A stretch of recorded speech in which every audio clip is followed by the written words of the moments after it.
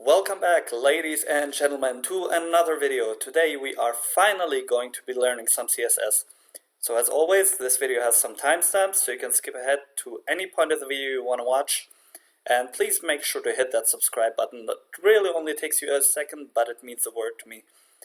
So without further ado, let's head straight into it. So first things first, CSS stands for Cascading Style Sheets.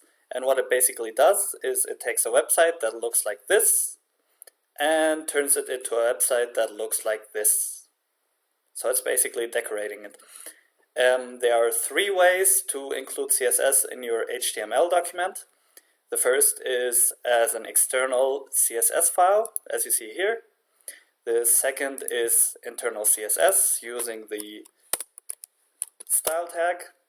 And the third and probably easiest one is the inline CSS, where you just say inside the tag style and then you add the attributes here. Before we get started with this, we just want to quickly take a look at the box model of CSS. So this box model applies to every element in your document can be outlined by padding, margin, border. The border is the only element that can actually be solid and have a color. We're going to take a look at that in a moment. Now we're going to take a look at some very basic CSS attributes that can be applied. You can obviously Google, there are a bunch more. I'm just going to give you a few basic ones. So as you see, we got ourselves a nice little HTML document here. The first way to include CSS obviously is the external file. We got ourselves a file that's called csstutorial.css, and we include it using this link. And here we tell it that it's a CSS document, and this would be the path to the file. Now, because it's within the same folder, in my case desktop, we can just put the name of the file here. Otherwise, you'd have to include the entire path. This just basically tells the style sheet this can probably be removed. Anyway, the second way is obviously the internal CSS. It's good to know that this one will actually override the attributes that you add in here are actually going to override the ones from the external document, and the inline is always going to override everything else. So if I say style in here, this one is going to override this one and this one. This one is going to override this one, but it won't override this one. And this one is just, well, it doesn't override anything. Another good thing to know is that normally, well, you could just put the elements in and decorate them. Say, I want to say H1 and then give it a background color of, say, red. And as you see, that works. But what you'd normally do on your website is you would use CSS dividers. So you just say div, and you just give this a class name. Say we want to call it test, and everything in here will now be applied whatever attributes are given to this class type. And in order to define these attributes, we use the dot, then the class name, then we open the bracket just like we would for any other element, and then we add the attributes in here separated by a semicolon. And if we want to decorate normal elements, we do the same thing. We type the element name, we open a bracket, a curly bracket, we go in here, we type the attribute names, say background color, and we say red, and then they're separated by a semicolon. We're gonna take a look at some of these attributes now, so let's get started with that. So let's say we want to decorate this test tag now. And we're just going to put these elements in here for now. Going to put all of these in there. And say, oops, this one should have been down there. Nope, it should have been, yeah, right there. That's right. So if you're wondering how I'm moving it, you just simply click CTRL and you move it up and down. And this is Atom, by the way, if you haven't watched the last video. So we want to decorate this test tag.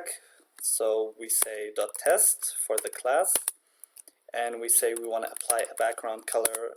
Actually, let's first get started with our box model. So we want to say padding, and we want to move it, say, 50 pixels on each side. Now we want to say border, and we want this one to be, I don't know, 20 pixels. And we want it to be solid. And yeah, you see it's black. We don't want it black. Say we want it line. Does line work? Yes. And then we can add margin. And in the middle you have the content. So say margin, I don't know, another 10 pixels. And as you see, it's now perfectly centered. Now we can get started with this. We don't want to add any disgusting background colors, but we do want to add a background color to this entire thing. So say background color, I don't know, yellow. That's a bit too bright, so maybe, I don't know. No, that's fine, that's fine. Now we want to decorate, say, the h1 tag. Just type h1. And we maybe want to make it white. So we say color, and then white. And as you see, it's now white. This is a bit bad because it does not have a stroke around it. I do not know, does this have a stroke? Probably not. Font, maybe we'll just make this one blue for the time being. And we can change the font family and say we want to go with Arial. And we can actually also change the size, so font size. And can change the weight as well. And say font size. And hope this one works, because it tends to not work. Okay, we'll just ignore that for the time being. And say we want to go into the paragraph, so we say P. And I don't know, do we want to add a background color? I don't think so. Let's just make, well, let's actually make the background color white. Let's add a border. And we want this one solid. And what did we use? Lime. And we want to add this other thing here in there to make it look pretty. There we go. And it doesn't want to do that.